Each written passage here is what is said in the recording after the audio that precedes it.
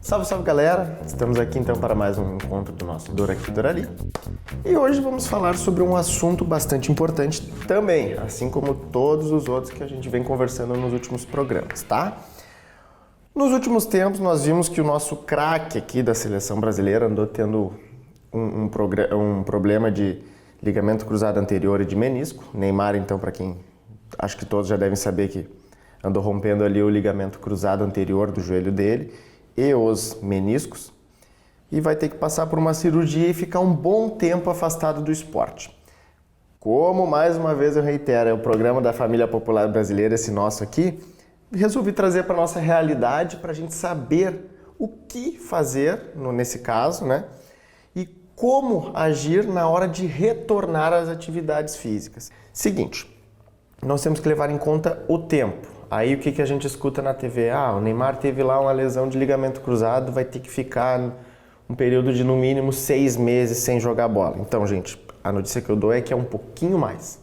Hoje em dia a literatura nos traz que é seguro, então, que depois desse tipo de lesão, a gente faça um período de reabilitação de 9 meses até mais ou menos 1 ano, que é para a gente conseguir reduzir essa chance de relesão do nosso ligamento, do nosso enxerto, da nossa cirurgia lá, tá?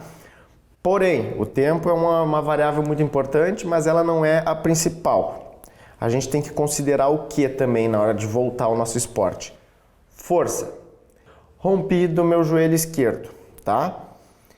Eu tenho que fazer os meus testes de força antes de voltar, então seja lá na academia, seja com o meu fisioterapeuta. O ideal é que a gente faça um teste com o dinamômetro, que ele quem vai quantificar, mas como a gente não tem essa realidade em todos os consultórios, a gente tem que fazer os nossos testes de força e a diferença, hoje em dia, trazem que tem que ser inferior a 10, 15% de uma força de uma perna para outra. Então, por exemplo, a minha perna esquerda, que é a que está lesionada, que eu fiz a minha cirurgia, tem que estar com, no máximo, entre 10 e 15% de diferença para a minha perna direita, tá? Então, digamos lá que eu levantei 100 quilos, um exemplo prático aqui, levantei 100 quilos num teste de força com a minha perna direita, eu tenho que levantar no mínimo ali uns 85, 90 quilos com a minha perna esquerda. Aí eu já posso começar a pensar, beleza, estou com uma força equilibrada, é seguro que eu possa pensar em retornar ao meu esporte. O nosso gesto esportivo, para no caso a gente que fez a cirurgia de joelho aqui, que é o que a gente está conversando, o nosso gesto esportivo tem que ser bem próximo do nosso gesto esportivo normal. A gente tem que estar com ele limpo, tem que estar podendo executar esse gesto sem nenhuma limitação, tanto de amplitude de movimento, quanto, como eu já disse, limitação de força, como propriamente dito o medo. E eu digo medo por quê? Porque o nosso psicológico também é muito importante. Quando a gente vai voltar a praticar um esporte depois de uma lesão ortopédica, e aí eu não incluo apenas o ligamento cruzado anterior, que foi o nosso exemplo aqui, quando a gente vai voltar a retornar um esporte, a praticar esse esporte, a gente tem que estar com a cabeça, que eu digo, a cabeça tem que estar boa. A gente tem que ter confiança de que a gente vai conseguir realizar os movimentos. A gente não pode ter medo e receio de estar lá praticando esse esporte, porque a gente sabe que o nosso psicológico conta muito na hora da nossa prática esportiva e não vai ser diferente com o nosso retorno ao esporte, tá, gente?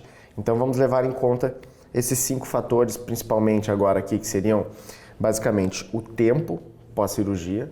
A nossa força tem que estar entre 10 a 15% de diferença do membro lesionado para o não lesionado. Aí a gente já leva um pouquinho mais para o geral, para as lesões ortopédicas no geral, não só para o joelho, tá? Os nossos testes especiais, que no caso, para tornozelo a gente vai ter algo que vai favorecer mais, para joelho a gente vai ter algo que vai favorecer mais, para ombro tem outros testes que vão nos favorecer, mas enfim, os nossos testes têm que dar um valor parecido do membro que não foi lesionado para o membro que foi lesionado. O nosso gesto esportivo tem que estar limpo, então a gente tem que estar conseguindo praticar com uma boa movimentação, tem que estar com esse gesto bonito e limpo, que daí a gente já começa a pensar, beleza, já estamos começando a ficar mais seguro para fazer isso aqui. E o nosso psicológico tem que estar em dia. Se a gente conseguir levar esses 5 fatores aqui para vocês, para prática do esporte, antes da gente pensar, beleza, agora eu tô apto e agora eu vou voltar a praticar meu esporte, é muito, muito, muito provável que a gente consiga praticar esse esporte com um índice de relesão bem menor do que se a gente acabar negligenciando algum deles, tá, gente? Então a minha dica de hoje é essa. Prestem atenção nesses fatores antes de retornar a praticar as atividades de vocês. Procurem um profissional capacitado e habilitado que ele oriente e tire as outras dúvidas de vocês e sejamos todos felizes na nossa volta ao esporte, tá? Espero ter ajudado. Nos vemos no próximo encontro, tá bom? Tchau, tchau.